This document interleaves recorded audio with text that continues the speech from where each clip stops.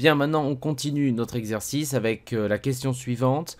Quelle est la valeur du TMS, c'est-à-dire du taux marginal de substitution du bien Y au bien X?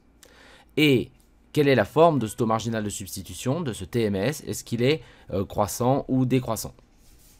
Le taux marginal de substitution, ce n'est rien d'autre que la pente de la courbe d'indifférence dont nous avons calculé l'équation dans la question précédente.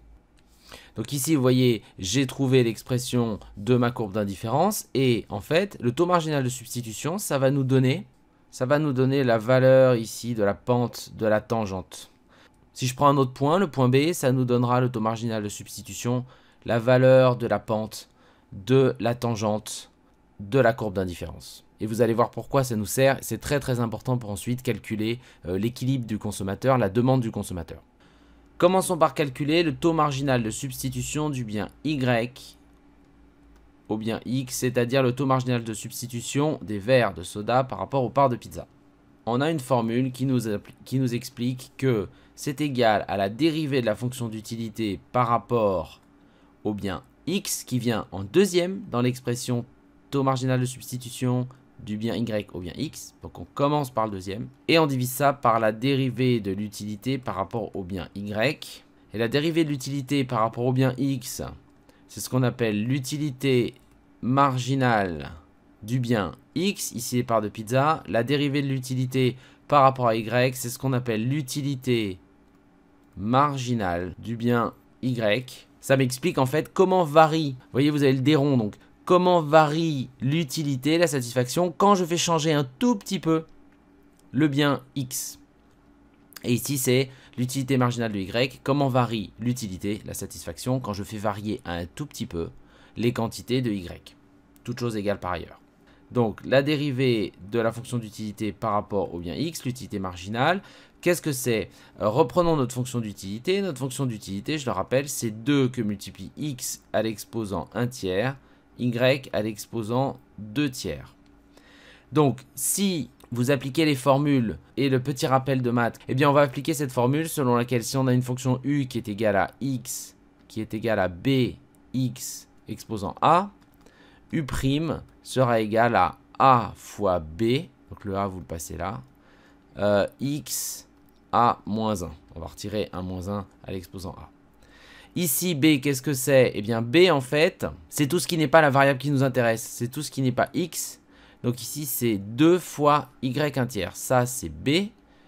X, c'est X, évidemment. Et puis, 1 tiers ici, c'est mon exposant A. Donc, si j'applique la formule, je trouve que je vais mettre donc A. Donc, mon A, c'est 1 tiers. Ensuite, B, c'est 2Y 2 tiers. Ensuite, ce qui m'intéresse ici, puisque c'est la dérivée de U par rapport à X, donc la variable ici, c'est X. Donc, on reporte X à l'exposant A moins 1, c'est-à-dire 1 tiers moins 1.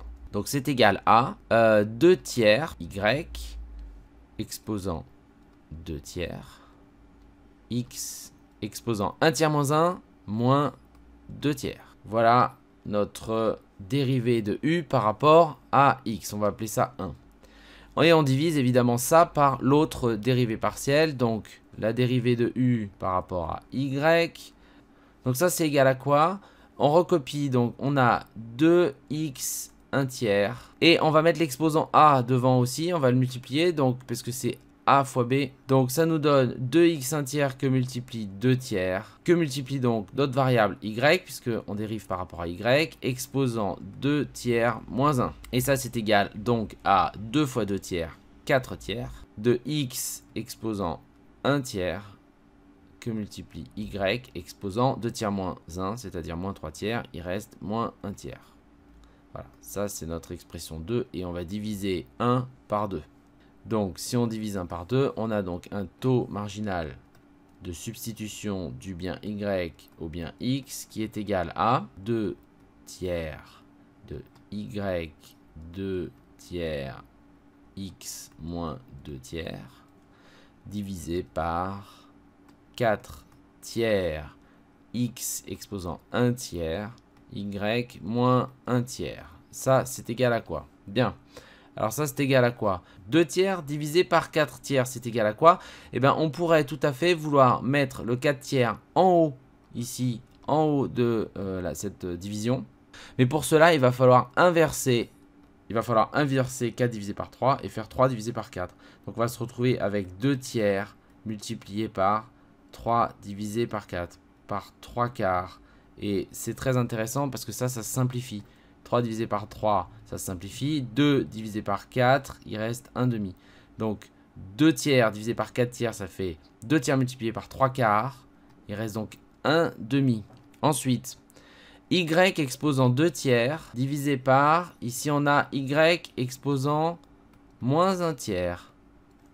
Ça, si on veut, on peut vouloir mettre le y au numérateur. Pour ça, il va falloir multiplier par moins 1 l'exposant.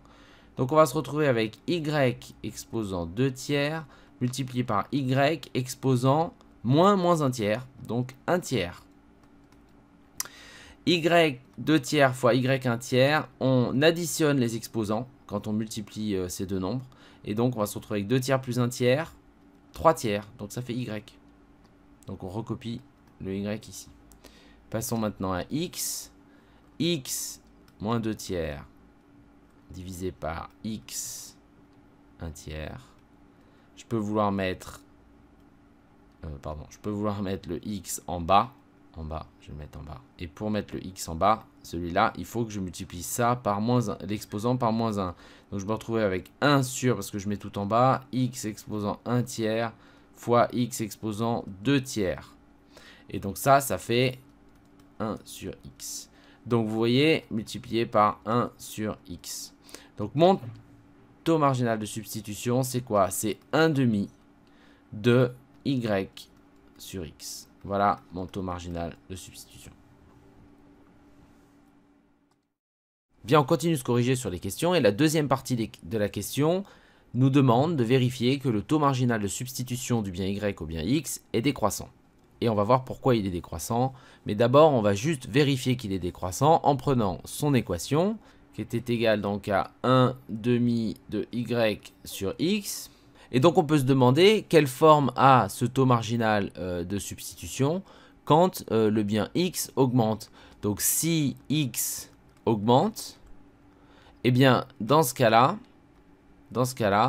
le taux marginal de substitution du bien y au bien x, si ça augmente, alors tout ça diminue, puisque plus vous divisez par quelque chose de grand et plus tout va se mettre à baisser. Donc le taux marginal de substitution diminue quand x augmente. Donc il est décroissant. Retrouvez mon nouveau programme de cours sur la microéconomie du consommateur. Pas besoin d'avoir des connaissances, on résout directement un exercice type et je fais les rappels pertinents au passage.